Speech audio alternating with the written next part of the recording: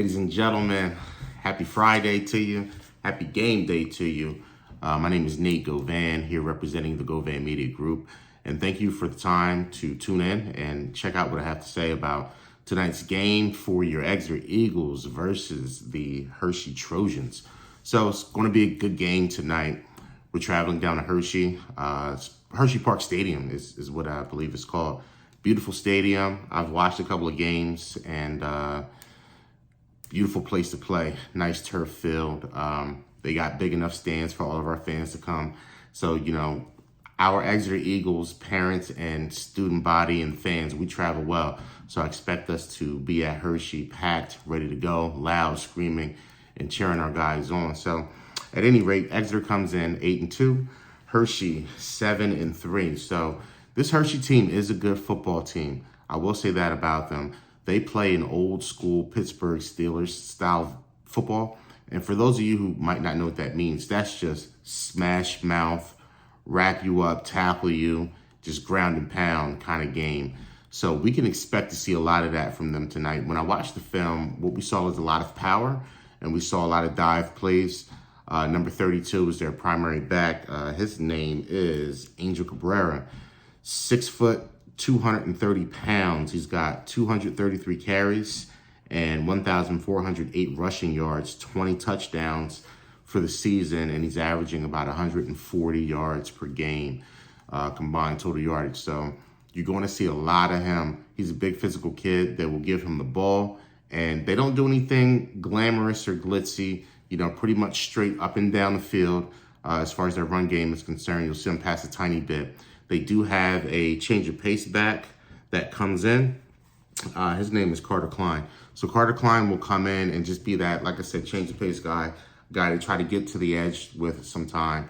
But primarily, you'll see them run the ball right down our throats. That's what they're going to try to do. So our D tackles got to man up today, and there's going to be a lot of double teams on the D tackles. So that means the linebackers got to be prepared to scrape. And we got to wrap up and gang tackle, specifically number 32. He's a big kid, so we don't want to be out there on an island with him trying to tackle him solo. It's not the worst thing in the world, but it's also not the most ideal situation. We want 2 and 3 guys to the football every single time. And that's how we'll limit the big plays. That's how we'll limit just him being able to put himself in a position to break tackles and get additional yards after the first touch. So just things that we need to worry about when looking at that type of offense. The quarterback, he wasn't too bad. I watched him, number 5. His name is Cameron Sweeney. So Cameron Sweeney, he's a sophomore. 72 passing attempts this season, 704 yards total, 8 touchdowns, 4 interceptions. So he's also got 50 carries for 264 yards and 2 touchdowns. So kind of like we saw against Mannheim last week, this young quarterback is mobile. He can move. He likes to run outside. You won't see him climb the pocket as much as I saw the kid from Mannheim do a couple of weeks back when I watched his film. But he's a very, very athletic kid. So he's fast and he's tough. He also plays safety on defense. So that tells you a lot when your quarterback plays on defense. That tells you 2 things. Number 1, he's an athlete. Number 2, he's tough.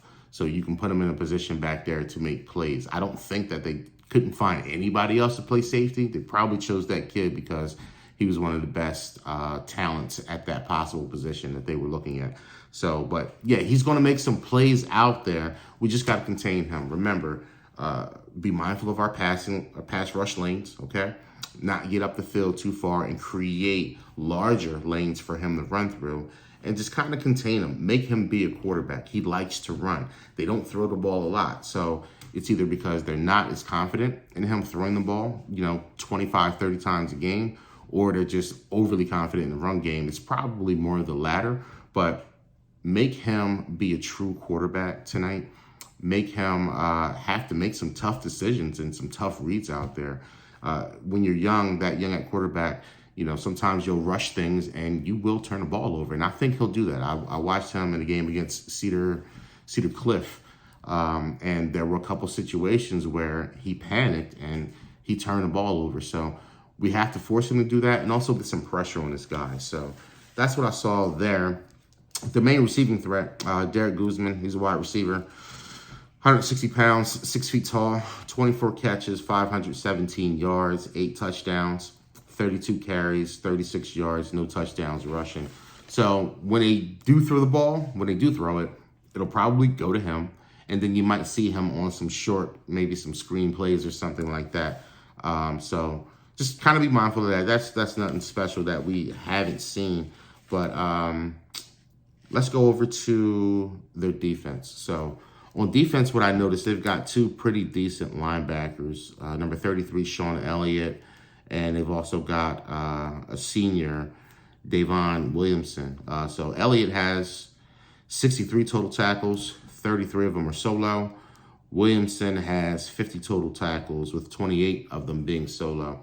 So these guys can get to the football and they wrap up. So what that means for us offensively is that in our run blocking schemes, our guards specifically, they have to play well at the second level. So when I say play well at the second level, you get your initial block on whoever the first down lineman is, but you also have to make your way up one more level where the linebackers are and get a linebacker. So maybe there's a double team on the tackle, guard gets the tackle, tackle touches the tackle, and then the guard scrapes to the second level. So we'll have to play well at the second level to really neutralize their linebackers.